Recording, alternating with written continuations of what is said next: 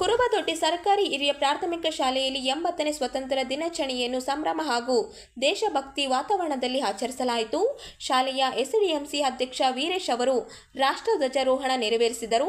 ಬಳಿಕ ವಿದ್ಯಾರ್ಥಿಗಳು ದೇಶಭಕ್ತಿ ಗೀತೆ, ಭಾಷಣ ಹಾಗೂ ವಿವಿಧ ಸಾಂಸ್ಕೃತಿಕ ಕಾರ್ಯಕ್ರಮಗಳನ್ನು ನಡೆಸಿಕೊಟ್ಟರು. ಸ್ವತಂತ್ರ ದಿನಾಚರಣೆ ಅಂಗವಾಗಿ ಕ್ರಿಕೆಟ್ ಸೇರಿದಂತೆ ವಿವಿಧ ಕ್ರೀಡಾ ಹಾಗೂ ಸಾಂಸ್ಕೃತಿಕ ಸ್ಪರ್ಧೆಗಳನ್ನು ಆಯೋಜಿಸಲಾಗಿತ್ತು. ಕ್ರಿಕೆಟ್ ಪಂದ್ಯದಲ್ಲಿ ಕಾರ್ತಿಕ್ ತಂಡ ಜಯಗಳಿಸಿತು. ವಿಜ್ಞಾನ ವಿಷಯಾಧಾರಿತ ರಂಗೋಲಿ ಸ್ಪರ್ಧೆಯಲ್ಲಿ ಜಯಲಕ್ಷ್ಮಿ ಜಾನಪ್ಪ ಪ್ರಥಮ, ವೈಷ್ಣವಿ ದ್ವಿತೀಯ ಹಾಗೂ ಐಶ್ವರ್ತಿ ತೃತೀಯ ಸ್ಥಾನ ಪಡೆದರು.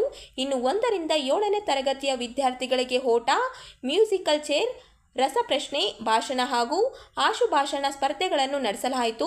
ವಿಜೇತರಿಗೆ ಬಹುಮಾನ ವಿತರಿಸಲಾಯಿತು. ಈ ವೇಳೆ ಶಿಕ್ಷಕ ಗೋವಿಂದ ಮಾತನಾಡಿ, ಸ್ವತಂತ್ರ ಹೋರಾಟಗಾರರ ತ್ಯಾಗ ಮತ್ತು ಬಲಿದಾನವನ್ನು ವಿದ್ಯಾರ್ಥಿಗಳು ಅರಿತು ದೇಶದ ಅಭಿವೃದ್ಧಿಗೆ ತಮ್ಮದೇ ಆದ ಕೊಡುಗೆ ನೀಡಬೇಕೆಂದು ಕರೆ ನೀಡಿದರು. ಕಾರ್ಯಕ್ರಮದಲ್ಲಿ ಶಾಲಾ ಶಿಕ್ಷಕರು, ಎಸ್ಡಿಎಂಸಿ ಸದಸ್ಯರು, ಗ್ರಾಮಸ್ಥರು ಹಾಗೂ ವಿದ್ಯಾರ್ಥಿಗಳು ಭಾಗವಹಿಸಿದ್ದರು. ಶಿಕ್ಷಕರಾದ ಗೋವಿಂದ್ ಸ್ವಾಗತಿಸಿದರು. ಶಿಕ್ಷಕಿ ಯಶೋಧ ನಿರೂಪಿಸಿದರು.